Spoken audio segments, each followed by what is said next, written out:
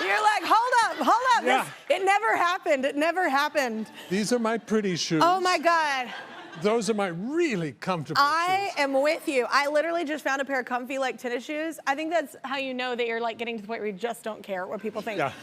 It's like I literally bought them in like 6 different colors and it's like all I wear. Yeah. Cause my feet hurt sometimes. My feet hurt Yeah. a lot. But I can Yeah. hear you though. I have to wear a heel. I don't have to, but people expect women to wear heels I know. all the time. Yeah. Are you doing that to yourselves, or is it us I think guys? a man invented them, so.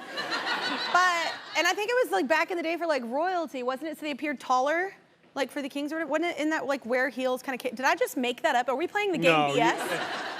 I feel like you if can we're bet it playing the was, game BS. But at least I'm not mansplaining why Yes. you have to wear heels.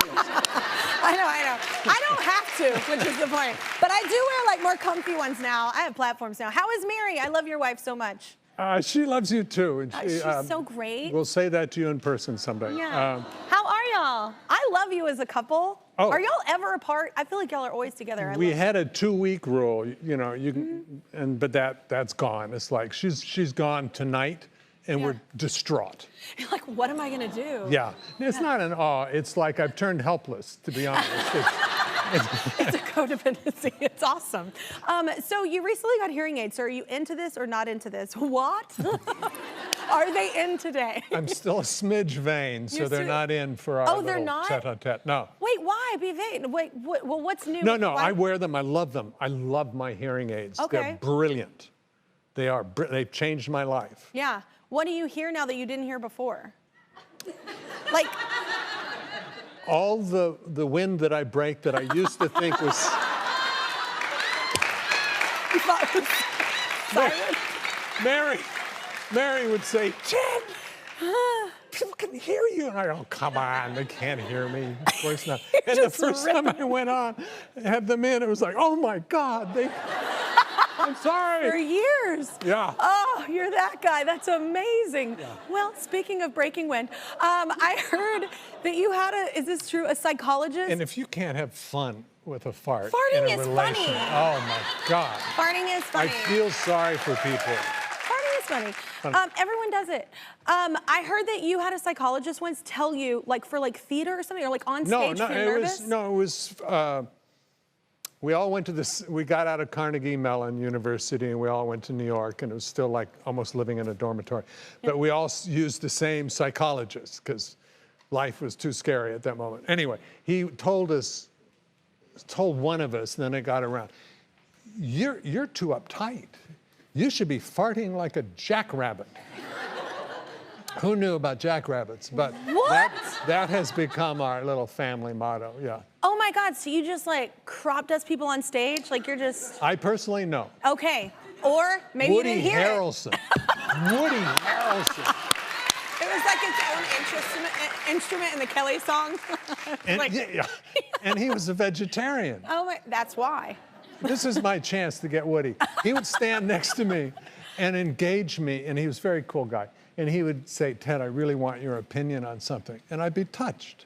And I'd move in closer to hear it and give it my best shot. And he would just be looking at my eyes like a murderer, waiting For it to rise. to rise and see the horror and dismay on my face. Of like, oh my God. Yeah. Oh my God, I love That's that Woody story. Harrelson. That's amazing. That's horrible to Horrible. do to someone. Yes. Especially when they breathe it in and they're like, I just ate it. Like, it's like, no, gross. Okay, well, there's no segue there. So what is new this season on Mr. Mayor? First off, we had a blast doing it because it didn't have the desperation of the first year of COVID and shooting and, go off and have fun, but don't die kind of thing. Kind of trauma? And so this was very exciting and joyful just to be together and, not have to wear a mask all the time while we rehearsed. So it was very sweet. So we were very content, very happy to be together. And what's new? I think my character, the mayor, realizes that just because he wanted to prove to himself and to his daughter that he still had it at 73, is not a good enough reason to become the mayor. Yeah, he's got to like follow through. Yeah. And so I hire a team of the brightest minds, young kids in California to come be my innovation team. And they're horrible and do all, everyone hates them. And they make me do all sorts of things like put my face on trash cans with a big hole where my mouth is. So Well, it's memorable. it is. And that was the point. I had bad name recognition, so they thought this would be the great way to get me out there. Oh. You have to see it. How funny it is. Let's talk about the cast. We've had a few cast members from the show on the show. It's such a great cast. It is. Is it a fun? Do y'all have really good chemistry? Yes, we Yeah. do. And the characters are written by Tina Fey and Robert Carlock. Brilliant. And they're so extremely different from each other that when you put us all in the same in one room, it's fun to watch how we have to react and still love somebody who's so not who you are. You know? Yeah. It's anyway. Is it fun though to get to be that person? Yes. Like, you know what I'm saying? It's Well, kind of I fun was to play born that for person. this part. What does that mean? It means that I'm that older, white, rich guy who should not still be in the game. You know, I'm the typecast. old white guys are No. in a position of power are like, Yeah, yeah.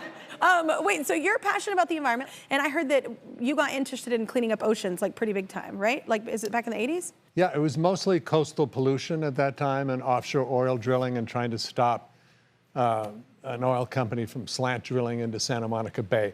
And Yeah. my friend and I, Bob Sulnick, who was an environmental lawyer, naively kind of went, let's start an environmental organization. And we did. And it was small, but really well respected. People weren't talking about it that much.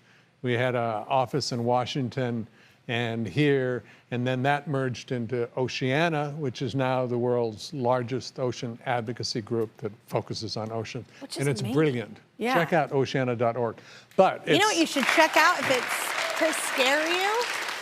Like, to scare you, check out, look at, like, polluted waters. Like, there is an entire area of the ocean that it, like, runs for miles, I feel like, with just trash. And that's just incredibly sad. Yeah, it is sad and terrible for the critters. It's also part of the whole climate change because you drill for oil, you make plastics, you da-da-da-da. Yeah. So you're putting out all these gases. and But the all life that of it. affects not just them, it'll affect us. We're eating that fish. All Yes. of it Yes. affects all of and us. it doesn't ever go away, but it gets smaller and smaller pieces. So yeah, it's not good. It's just And amazing to me because we could do so much with technology. We could do so much. Like, we're talking about going to Mars, but we can't, like, just We're take getting- trash out of the ocean. We're going to get there. Okay. But isn't it We kind have of to stop astonishing? it at, yeah. Yeah. It's astonishing to me. And it's usually for a product that is made to be used once. And then it's wasted And then it's there tossed. in the environment forever. Yeah. Not smart. So we want to make sure that you have a choice as a consumer when you check out or you are dealing with Amazon. They should give us all a choice because when you're given a choice to do the right thing for People the choose environment, the right do thing. it. They do Yeah. it. But you got to have the option. I Yep. agree. I agree. Do you remember the first laugh that you ever got on stage? Yeah. You do? Yeah. When was that? And did you fart like the psychologist told you to? No, I'm still very uptight. Yeah. I was not. I wanted to be a basketball player.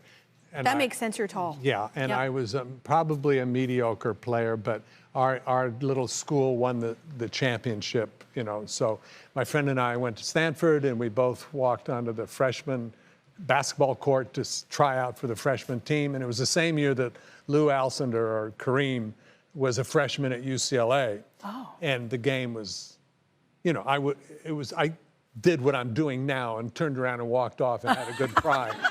Oh, no. Yeah. And then about a few months later, I was asking this girl out to have a cup of coffee. I finally had the nerve. Her name was Beth.